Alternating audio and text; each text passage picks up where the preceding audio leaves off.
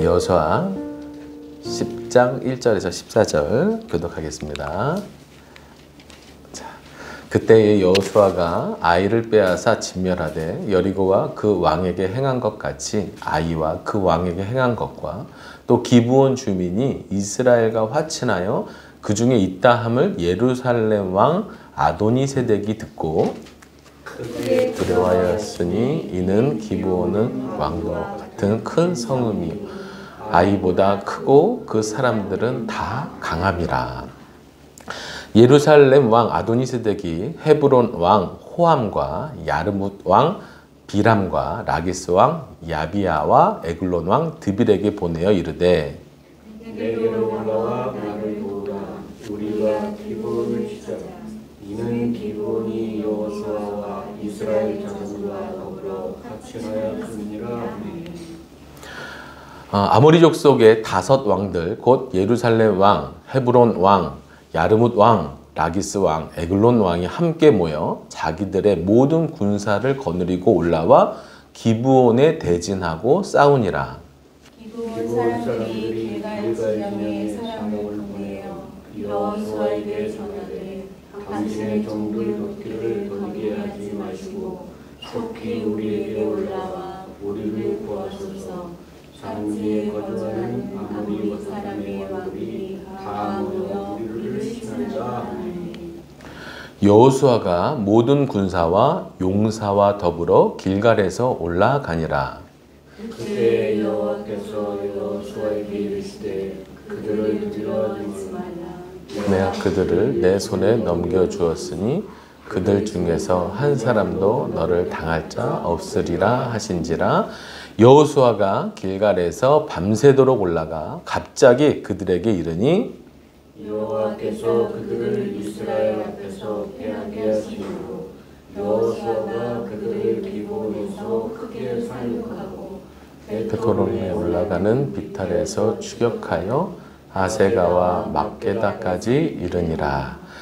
그들이 이스라엘 앞에서 도망하여 벳호론의 비탈에서 내려갈 때에 여호와께서 하늘에서 큰 우박덩이를 아세가에 이르기까지 내리심에 그들이 죽었으니 이스라엘 자손의 칼에 죽은 자보다 우박에 죽은 자가 더 많았더라. 여호와께서 아모리 사람 이스라엘 자손에게 넘겨주시던 날에 여호수아가 그에게 아뢰되 이스라엘의 목전에서 이르되 태양아 너는 기브온 위에 머무르라.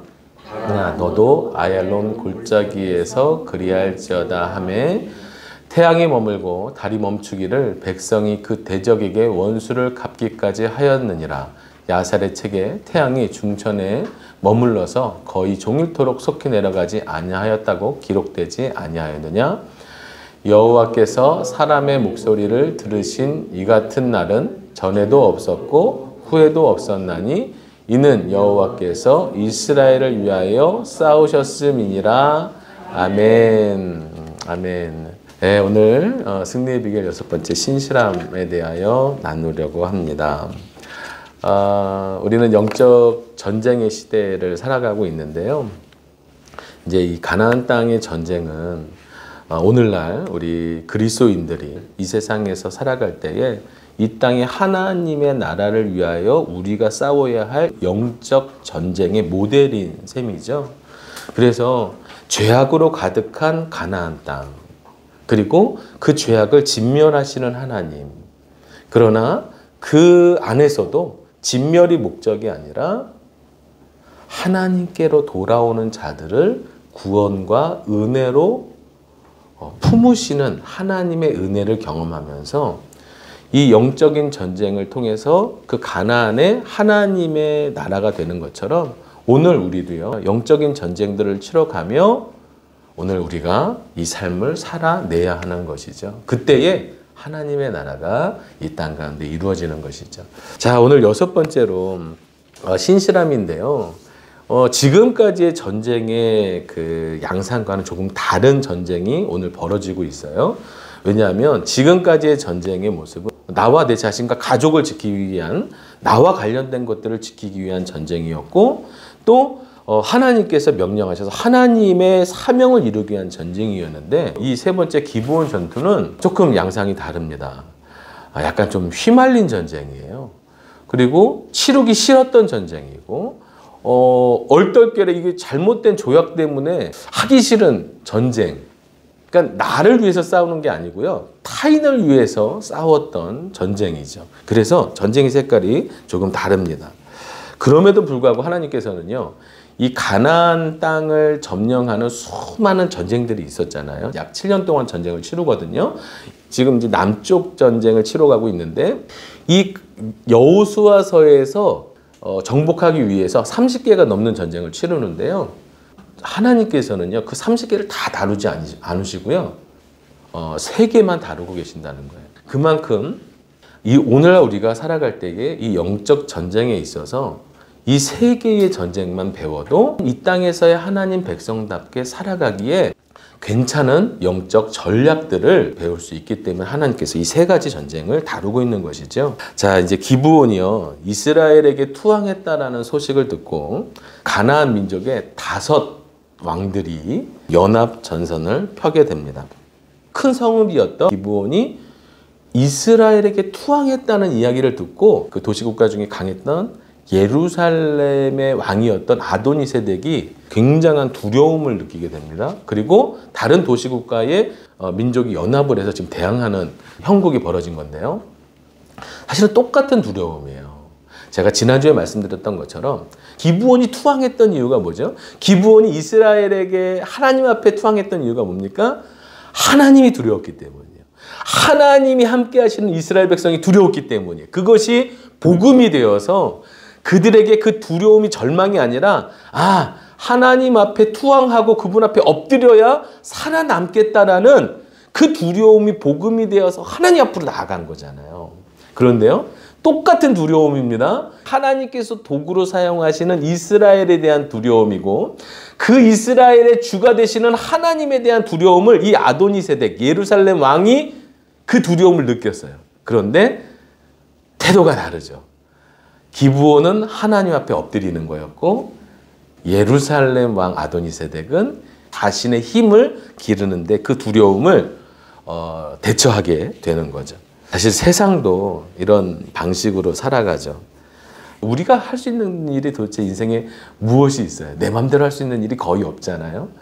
막연함과 두려움 앞에 그 하나님에 대한 존재 앞에 엎드리면 좋은데 자신의 능력, 자신의 권세를 더 쌓아서 그것을 해결하려고 극복하려고 하죠. 그러나 그게 되나요? 인생의 마지막은 다 하나님 앞에 서게 돼 있는 것인데 깨닫지 못하는 거죠. 아도니세덱 예루살렘 왕도 똑같습니다. 그 두려움을 하나님 앞에서 해결하지 않고 자신의 힘을 모아서 극복하려고 하죠. 하나님이 이 두려움을 그래서 하나님 앞에 더 간절하게 나아가기도 하시고 그 두려움 때문에 하나님을 원망하거나 절망하기도 하죠. 어쩌면 우리도 그 두려움이라는 것 앞에 우리의 죄성이 발휘되기도 하고 하나님 앞에 대한 경외심이 발휘되기도 하는데요. 항상 우리의 연약함이 하나님 앞에 나아가는 진실함이 되기를 소망합니다. 자, 이렇게 연합전선이 벌어졌습니다. 그 아도니세덱이 누구랑 싸워야 되죠? 치고 올라오고 있는 이스라엘이 적이잖아요. 그러니까 이스라엘에게 싸워야 되는데 지금 누구에게 싸우러 가는 거죠? 기브온 성읍으로 가는 거예요. 왜 그럴까요? 왜 그럴까요? 이게 세상의 방식인데요. 우선은 첫 번째 이제 응징이라는 이유를 가지고 갑니다. 배신을 해? 우리 같은 이 가나안 땅에서 지금까지 살아온 민족이 너희가 이 우리의 연합을 포기하고 저쪽 편에 이스라엘에 붙어 배신을 해? 배신에 대한 응징이기도 하고요. 또 하나는요. 본보기를 보여주는 거예요. 본보기. 왜냐하면 지금 가나안에는요. 성읍을 쌓고 살아가는 여러 개 흩어진 이제 도시국가의 왕들이 살아가고 있는데 어느 한 민족이 지금 이스라엘 쪽으로 붙은 거잖아요. 아도니세덱도 이것이 두려움이 되는 거죠. 왜냐하면 또 다른 민족이 만약에 이스라엘에게 붙는다면 전세가 불리해지기 때문에 보복과 응징과 미연에 방지하기 위하여 이렇게 출전에 나서는 거죠. 본보기로 삼겠다는 겁니다. 이게 세상의 방식입니다. 그 상대방의 처지나 두려움을 헤아리기보다 자신들의 이 피해, 자신들의 불편함, 이것들을 더 중요하게 생각하고 그것들을 해결하기 위하여 싸우는 것이 세상의 방식이죠. 뭐 이런 뭐 예화로 이렇게 딱 맞는지는 모르겠지만요. 제가 지난주에 정기적으로 이제 병원에 가거든요. 근데 지금 그 병원이 약간 대란이 있잖아요. 그 의료 거부 때문에. 그다음에 병원이 뭐 그게 없었어도 정신이 없었는데 지금 더 정신이 없어요. 간호사가 정신이 없어요. 그런데 간호사가 정신이 없으면 누가 불편해지냐면 환자들이 불편해집니다. 간호사가 다음 순번에 환자를 주치의에게 소개시키고 그걸 처리하고 예약을 잡아주고 또 설명해주고, 근데 환자분들은 그 설명도 잘 알아듣나요? 어려워요. 그 다음번에 검사 어디로 가드시고 1번, 2번 이렇게 하는데 잘 알아듣지도 못하세요, 어르신들이. 그러니까 간호사들은 막 답답하죠. 제가 옆에서 봐도 정신이 없어요.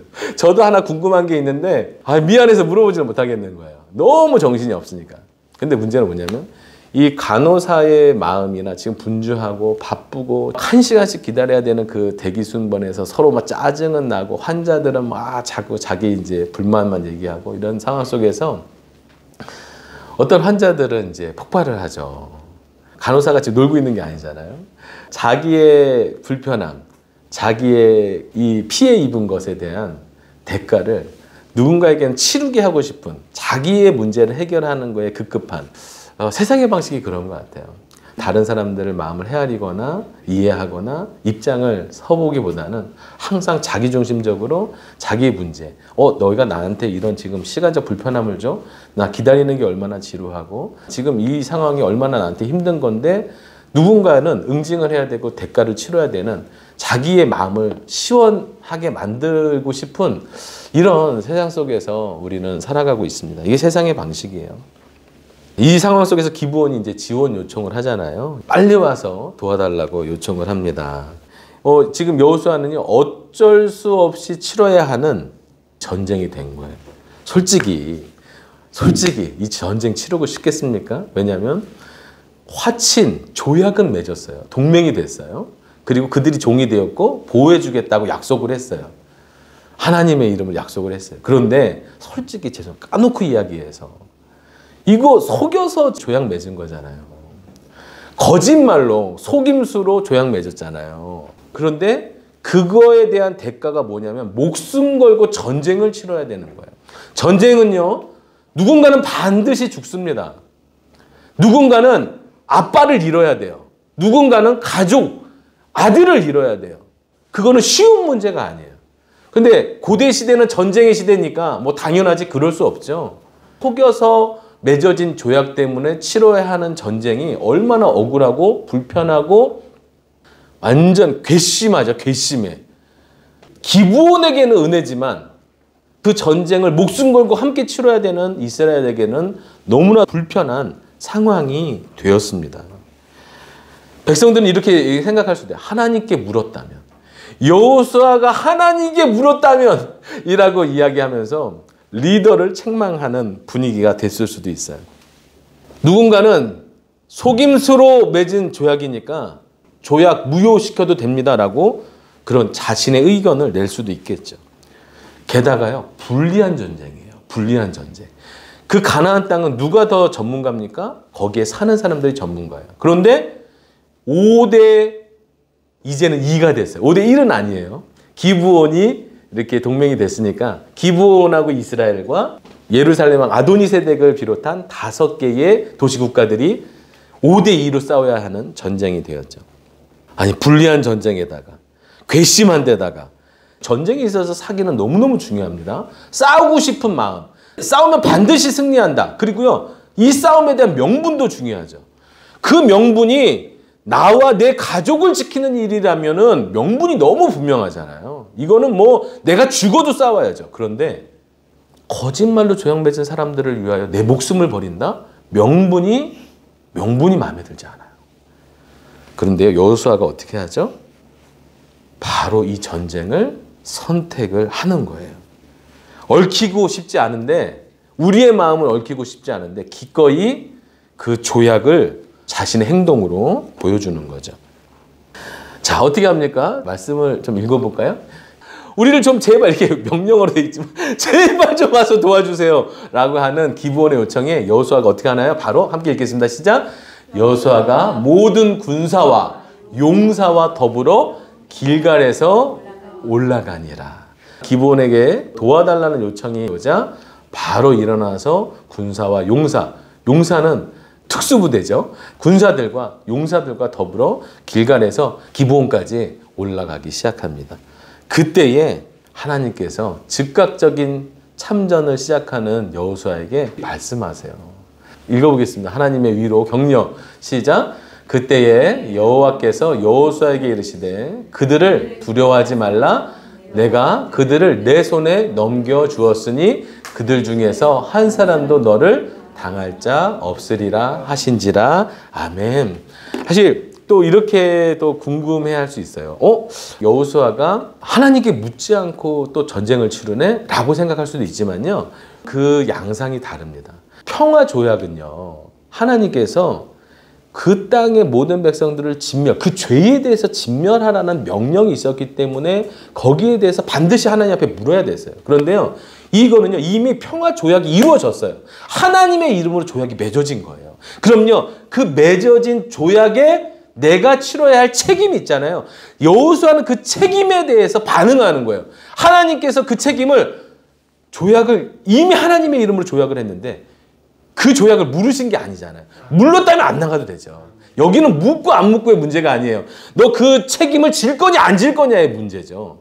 자, 그때 여호수아가 그렇게 치르고 싶지 않은 전쟁을 기꺼이 여호와의 이름으로 선포하고 전쟁을 나갈 그때에 하나님께서 여호수아의 마음을 위로하시는 거예요. 격려하시는 거예요.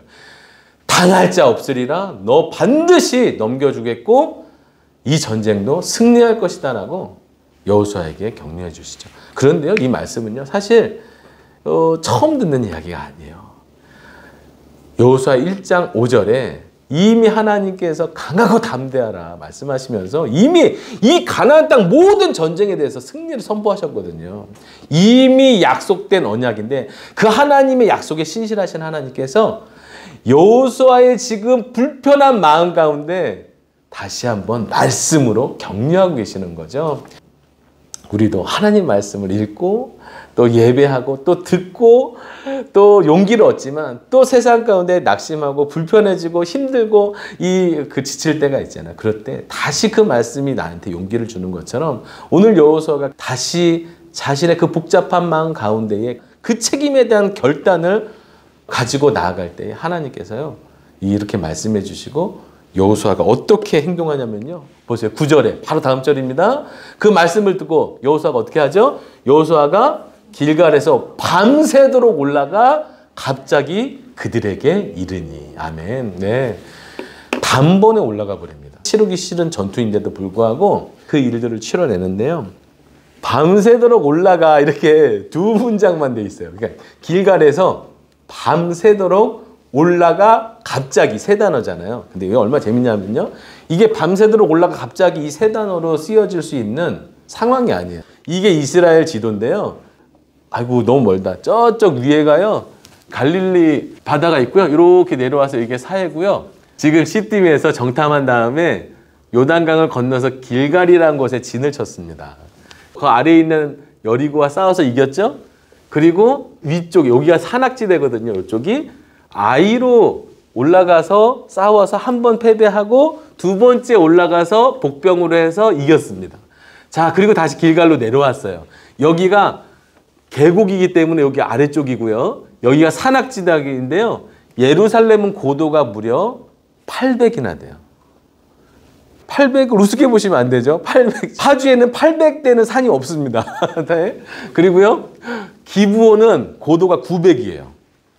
그런데 예루살렘 왕이 여기서 지금 5 왕들을 모아서 치러 올라가잖아요. 길갈에서 여기까지 어디가 더 가깝죠? 길갈에서 기브온까지의 거리와 예루살렘에서 기브온까지의 거리가 어디가 더 가깝나요? 예루살렘이 가까워요. 이미 5 왕들이 높은 900이나 되는 기브온 성읍으로 가서 지금 에워싸고 있는 거예요. 전가를 받고 조금이라도 늦으면 기브온 성읍이 함락된다라는 직감을 받고 지금 여호수아가 달려가고 있습니다. 어떻게 표현하고 있죠?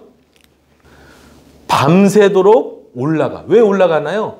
900이나 돼요. 900. 그리고 거리가요. 약 35km 정도 됩니다. 그러니 그 소식을 듣고 낮부터 진격을 시작해서 밤새도록 올라갔다는 거예요. 그냥 밤을 샌 거예요. 꼬박. 왜 밤을 새서 올라가야 될까요? 지금 5대2입니다. 군사적으로는 이길 수가 없어요. 전략적으로도 이길 수가 없어요. 왜냐하면 그들이 더 능하니까.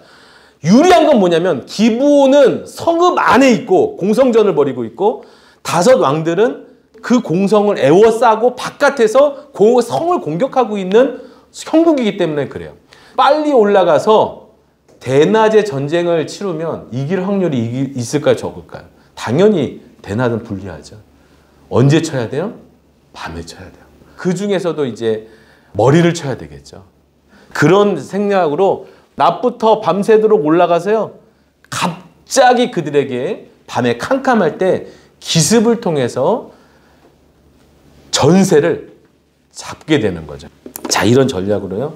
여호수아가 약속을 이행합니다.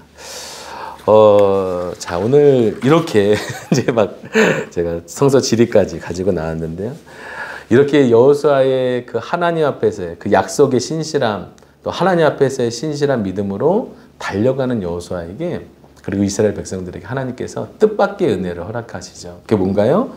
하나님께서 도망치는 그 적들에게 우박과 또 여호수아가 이 전쟁의 완전한 승리를 위해서 기도하며 시간을 하나님 앞에 요청할 때 하나님이 놀라운 기적으로 함께 하시죠. 우리 말씀을 더 읽어보겠습니다. 자, 시작. 그들이 이스라엘 앞에서 도망하여 벳호론의 비탈에서 내려갈 때에 여호와께서 하늘에서 큰 우박덩이를 아세가에 이르기까지 내리심에 그들이 죽었으니 이스라엘 자손의 칼에 죽은 자보다 우박에 죽은 자가 더 많았더라. 벳호론하고 이렇게 내려가는 데가 어디냐면요. 여기 보시면요. 이렇게 여기서 이제 기브온에서 전쟁을 치렀는데요. 여기가 산맥이니까 내리막으로 이제 아얄론 골짜기까지. 그리고 그 전쟁을 계속 연이어서 여기 이렇게 계속 치면서 모든 남부까지 전쟁을 치르면서 내려가죠. 하나님께서요. 이렇게 우박을 통해서 기적을 베푸시고요. 그 전쟁 중에 여호수아가 또 기도하잖아요. 12절에서 14절까지 말씀을 좀 볼 텐데요. 다시 읽어보겠습니다. 여호와께서 아모리 사람을 이스라엘 자손에게 넘겨주시던 날에 여호수아가 여호와께 아뢰어 이스라엘 목전에서 이르되 태양아 너는 기브온 위에 머무르라 달아 너도 아야논 골짜기에서 그리할지어다 하매 태양이 머물고 달이 멈추기를 백성이 그 대적에게 원수를 갚기까지 하였느니라. 아샬의 책에 태양이 중천에 머물러서 거의 종일토록 속히 내려가지 아니하였다고 기록되지 아니하였느냐. 오늘 뭐 태양이 머물렀느냐 안 머물렀나 이런 것은 이제 신학적으로 굉장히 분분한 의견이 많은 내용을 제가 정리하고 싶은 그런 건 아니고요. 저 인간의 입장에서요. 바다를 가르는 일이 커 보입니까? 아니면 태양과 달, 지구를 멈추시고 이 시간을 멈추시는 일이 더 커 보입니까? 당연히 지금 이 태양이 머무르는 기적이 더 커 보이잖아요. 그런데요. 태양이 멈춘 사건을요. 성경은 그렇게 크게 다루지 않습니다. 왜냐면요. 이건 하나님께서 베푸신 뜻밖의 은혜였기 때문에 그래요. 홍해는요. 왜 더 크게 다루시냐면 죄 아래 머물렀던 노예로 살아가는 이스라엘 백성을 홍해를 가르셔서 구원해내신 죄인에서 하나님의 백성으로 자녀로 바뀌는 의미가 담긴 그 기적들을 오히려 더 크게 다루시고 여호수아가 그 책임을 다하기 위해서 애썼을 때에 하나님께서 내리신 우박과 천체가 머무는 이 기적에 대해서는요. 다른 데서 언급하지 않아요. 중요한 건 이거죠. 여호수아가 하나님 앞에서 신실함을 지키기 위해서 이 전쟁을 치러낼 때 하나님께서 도우셨다는 거예요. 자, 읽어볼까요? 14절 시작. 여호와께서 사람의 목소리를 들으신 이 같은 날은 전에도 없었고 후에도 없었나니 이는 여호와께서 이스라엘을 위하여 싸우셨습니다. 오늘 제목을 신실함이라고 정했는데요. 그럼 뭐에 대한 신실함이냐? 우리는 하나님 앞에서 신실하게 믿음을 지키며 살아가려고 하나님과의 관계 속에서 살아가잖아요. 예배하고 또 세상 속에서 믿음을 지키고 하나님 앞에서의 나와 내 가족들, 내 것을 지키기 위한 영적 싸움을 한단 말이죠. 그런데요, 하나님께서는 이러한 나와 관련된 전쟁뿐만 아니라 영적 전쟁의 승리의 비결에 있어서 반드시 이 세 번째 전투를 오늘 기록하고 계신 거예요. 이 전쟁은 원하지 않았던 전쟁입니다. 그런데요, 이 전쟁 속에 신실함이 있어요. 여호수아가 원해서 맺지 않았던 조약이었지만 그 조약을 기꺼이 자신의 삶으로 책임을 다하죠. 근데 왜 그러냐면, 중요한 건 이거예요. 왜 그러냐? 세상은 하나님이 얼마나 신실하신 분인지를 모르죠. 그런데 여호수아가 기브온을 위하여 싸울 때에 기브온은 하나님이 신실한 분인 것을 경험하는 거예요. 그 약속을 지켜내고 억울하고 부당하고 괘씸하고 하기 싫은 전쟁인데도 불구하고 하나님의 이름으로 기꺼이 그 전쟁을 치러내는 거죠. 하나님 앞에서의 신실할 뿐 아니라 사람 앞에서의 신실함. 오늘 우리 그런 신실한 예배자 되기를 소망합니다. 하나님 앞에서 하나님만 잘 믿는 신실함이 아니라 세상 앞에서 하나님을 사랑하듯 사람들을 존중하고 사랑하는, 하나님 때문에 사람 앞에서 신실하게 살아가는 그런 태도를 가진 사람인 거죠. 병원에서 많은 생각을 했습니다. 공감받지 못하고 위로받지 못하고 자신의 것만 외치는 세상 속에서 자신의 이익과 우리 얼마나 다른 사람을 헤아리고 다른 사람을 위하여 기꺼이 그 전쟁을 치러줄 수 있을 것인가.